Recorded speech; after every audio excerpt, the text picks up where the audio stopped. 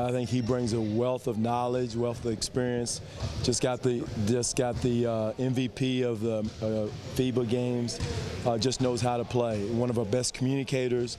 And if I say, Doug, today, probably our downside today is just talking. As simple as that sounds, we still got to talk. I don't know if it's guys not familiar with what to say, how to say it, but we got to do a better job of communicating, talking, and Luis is one of the best on our team, and I think a lot of it is because he's so experienced, he's so secure in what he says that he does a good job with it. A guy like Bismack and Jonas, just in positioning and being around, they're both young kids. Well, not Bismack. Bismack is also a great talker. Those two are our best talkers.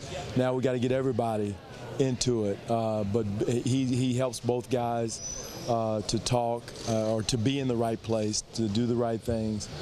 Can't say enough of good things about Lewis and what he brings to the table. Are you surprised that Bismack is one of your best communicators as 22 years old and new to the franchise? No, I knew it just talking with the coaches from Charlotte. I knew that about him. I didn't know it before they told me. I wouldn't have guessed it, but great communicator. He's probably going to be the captain of our defense as far as the guys that can go vertical, block shots, communicate, he and Scola. But now we got to get everybody else, even the guards, to join into the party, especially in transition. A lot of the offseason moves Masai made were pretty obviously about defense, and we talked about defense pretty much nonstop last year. How will this team be different defensively, and why will it be better? Well, the thing about it is we're going to be better defensively. We may not score a point, so I don't want everybody yelling and screaming, "Oh, they can't score. They don't have offense." Now, in all seriousness, we want to have a balance. Yeah. The good thing about the guys that Masai brought in, DeMar Carroll's a two-way player. Luis Scola is a two-way player. Corey Joseph is a two-way player. So yes, we did bring in defensive players, but they also have the ability to play the other side of the ball. But that's going to be a focus these 2 days, this week, this month, is be better defensive. But we can't forget about scoring. We still got to have it because the league is a scoring league. We got to be able to put points on the board, and most of all, how to play with ball movement and man movement.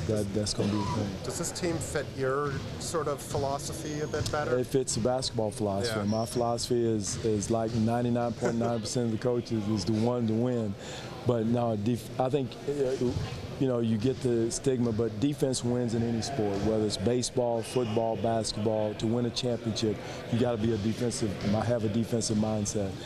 With us, we want to get that. And I know we're guilty of last year we were 29th in scoring or 30th or something like that, and we probably put too much emphasis on scoring. We did not loosen up, but backed up on the defense. Now we got to get a balance to be able to close the deal. I know you're not going to hand me your X's and O's or anything, but you've talked in the offseason a bit about changing the way that Jonas defends pick and rolls. What can be done to sort of help him?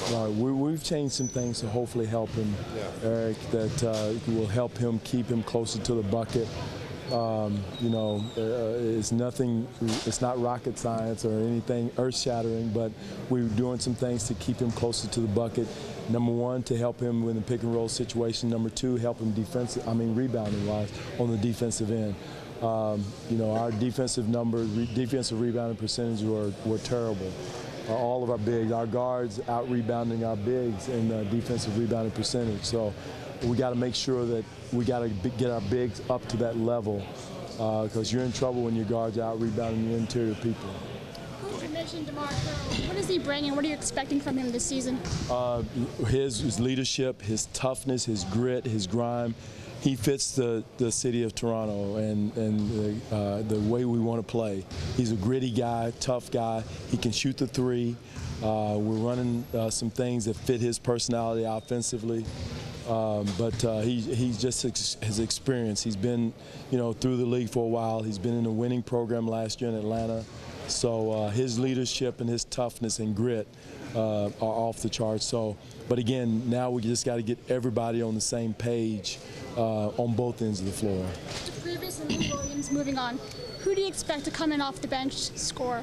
Well, one first guy comes to mind is Terrence Ross, but not only just to score, he's got to come in and defend. He had an off year last year defending, and he knows it. We know it. He's better defensively. I think we all got caught up in scoring, but he's got to do his job defensively, and all of our guys do. But T. Ross comes to mind. Corey Joseph coming off, giving us some punch and push off the bench. So those guys will come in and we'll score in a different way, more so with ball movement, man movement, getting that ball humming. Hopefully our defense will score some points for us. I don't predict we'll be in the top 4 again in offense. We'll probably be somewhere in the middle of the pack, and that would be to my liking. Can this game on Sunday shake off the Paul Pierce Raptors curse? No, I wouldn't say that. You know, because I doubt if he plays a lot of minutes, and I doubt if we play our starters a lot of minutes because we want to see what other guys can do. But you know, the last time I checked, it was the Los Angeles Clippers, and we're not going in thinking about Paul Pierce or anything from last year. I ask about Anthony Bennett, how much this is kind of an opportunity for him to resurrect his career? He came out today with great energy, and that's he is just a positive for him. It's a win-win situation for him. Opportunity to come in his hometown, his home country to play basketball, have fun, you know, get the weight of the world off his shoulder. And it's unfortunate this young man has to come in with that weight and the expectation. There's no expectation from him now. All he's got to do is come out and play basketball.